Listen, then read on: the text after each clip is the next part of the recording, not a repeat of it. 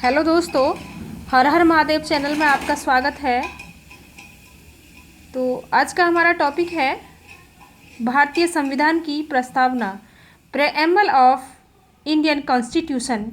जैसा कि स्टूडेंट आप सभी जानते हैं, भारतीय संविधान का निर्माण एक संविधान सभा के द्वारा किया गया था, जिसके अध्यक्ष डॉक्टर राजेंद्र प्रसाद बनाए गए थे। 29 अगस्त 1947 को संविधान सभा द्वारा डॉक्टर भीमराव अंबेडकर की अध्यक्षता में प्रारूपण समिति बनाई गई। गंभीर चिंतन और व्यापक विचार विमर्श के पश्चात संविधान सभा द्वारा इसे 26 नवंबर 1949 को स्वीकार कर लिया गया, जिसे 26 जनवरी 1950 को लागू किया गया था। इसलिए प्रत्येक वर्ष 26 जनवरी को गणराज्य दिवस के रूप में यह राष्ट्रीय त्यौहार मनाया जाता है। भारतीय संविधान का निर्माण संविधान निर्मात्री सभा द्वारा 2 वर्ष 11 माह और 18 दिन में किया गया। इसके निर्माण पर कुल व्यय 6.3 करोड़ रुपए हुआ था। इसमें 395 अनुच्छेद और 12 अनुसूचियां हैं। तो भारतीय संविधान की प्रस्तावना में कहा गया है, हम भारत के लोग भारत को एक संपूर्ण प्रभुत्व संपन्न लोकतंत्रात्मक गणराज्य बनाने के लिए तथा उसके सभी नागरिकों को सामाजिक, आर्थिक और राजनीतिक न्याय, विचार अभिव्यक्ति, विश्वास, धर्म और उपासना की स्वतंत्रता, प्रतिष्ठा व अवसर की समता प्राप्त करने के लिए तथा उन सब में व्यक्ति की गरिमा और राष्ट्र की एकता सुनिश्चित करने वाली बंधुता बढ़ाने के लिए दृढ़ संकल्प होकर अपनी इस संविधान सभा में आज दिनांक 26 नवंबर 1949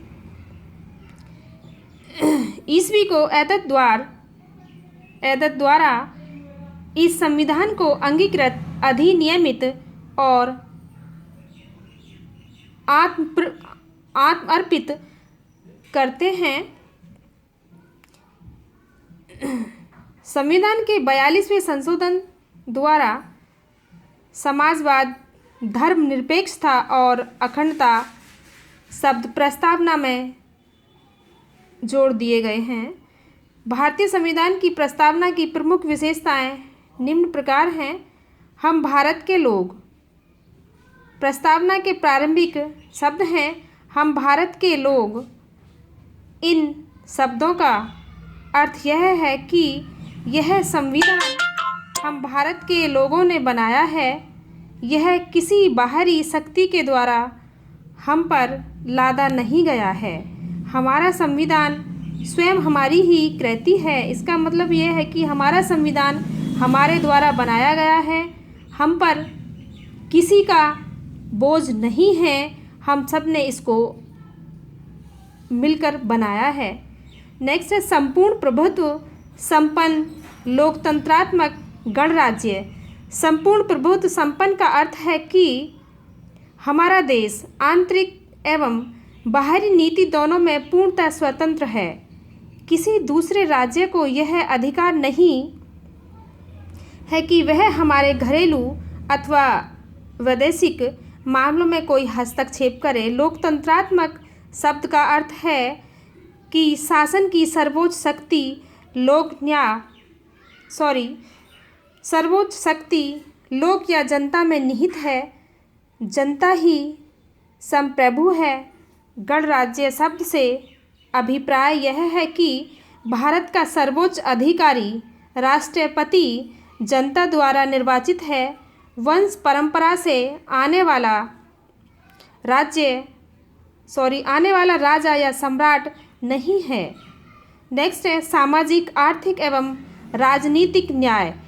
भारतीय संविधान में सामाजिक न्याय के लिए मौलिक अधिकारों के अंतर्गत यह स्पष्ट घोषणा की गई कि हम धर्म, वंश, जाति, लिंग, जन्म स्थान के आधार पर नागरिकों के साथ कोई भेदभाव नहीं किया जाएगा, किसी के साथ पक्षपात नहीं किया जाएगा।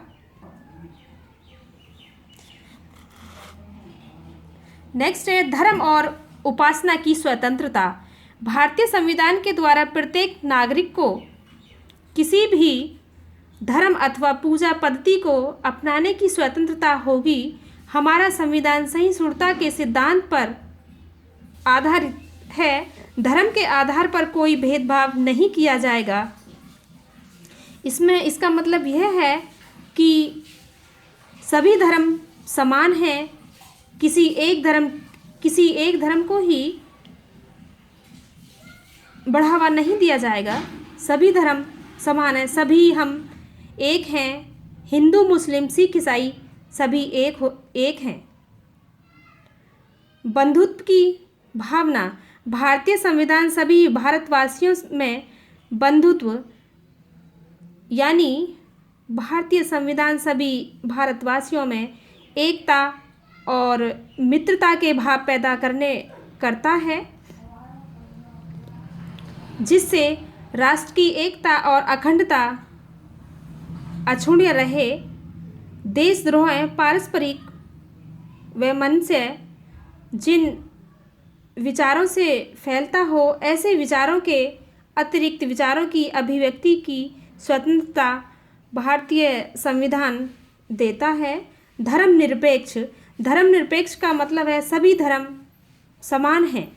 भारतीय संविधान की प्रस्तावना में ही भारत को एक धर्मनिरपेक्ष राज्य घोषित किया गया है, जिसका अर्थ यह है कि भारत का कोई राजधर्म नहीं है। कोई भी व्यक्ति किसी भी धर्म को माने, राज्य को कोई आपत्ति नहीं होगी। राज्य न धार्मिक होगा, न अधार्मिक होगा और न धर्म विरोधी होगा, बल्कि धार्मिक सिद्धांतों और कार्यवाहियों से सर्वथा पृथक रहेगा और इस प्रकार धार्मिक मामलों में तटस्थ रहेगी।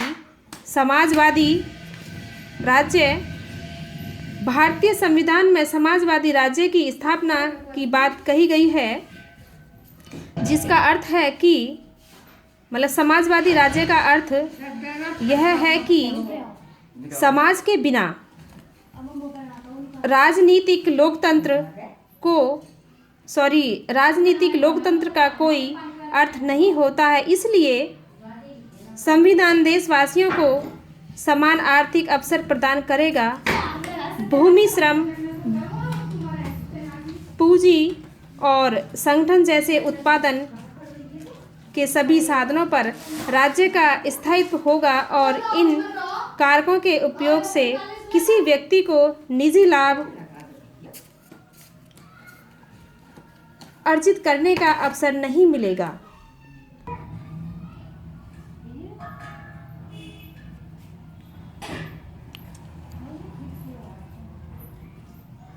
नेक्स्ट टॉपिक है संविधान के अनुच्छेद। संविधान के अनुच्छेद 21A, 29, 2 एवं 45 के अंतर्गत शिक्षा संबंधी संस्तुतियाँ। तो संविधान के अनुच्छेद 45, जिसे इंग्लिश में आर्टिकल 45 कहते हैं, संविधान में शिक्षा से संबंधित यह अनुच्छेद अत्यंत महत्वपूर्ण है। संविधान का यह अनुच्छेद देश में निःशुल्क और अनिवार्य शिक्षा की व्यवस्था करने के लिए कहता है। इस अनुच्छेद में कहा गया है कि राज्य संविधान के लागू होने से 10 वर्ष के अंदर 14 वर्ष तक के सभी बालकों के लिए निःशुल्क और अनिवार्य शिक्षा प्रदान करने की व्यवस्था करेगा, यानी कि 6 वर्ष से 14 वर्ष तक के सभी बच्चे बगैर फीस दिए शिक्षा ग्रहण करेंगे, इस अनुच्छेद में कहा गया है।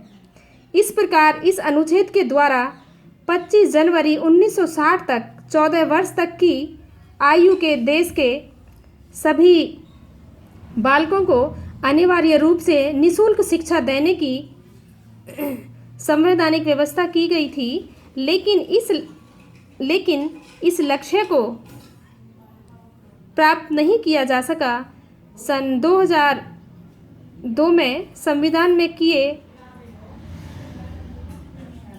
86वें संशोधन के द्वारा अनुच्छेद 45 को बदलकर इसमें निःशुल्क एवं अनिवार्य शिक्षा को शेषपूर्ण देखभाल एवं शिक्षा से प्रतिस्थापित हुए केवल 6 वर्ष के बालकों तक सीमित कर दिया और 21A नामक अनुच्छेद जोड़कर प्रारंभिक शिक्षा का नागरिकों को मौलिक अधिकार बना दिया गया।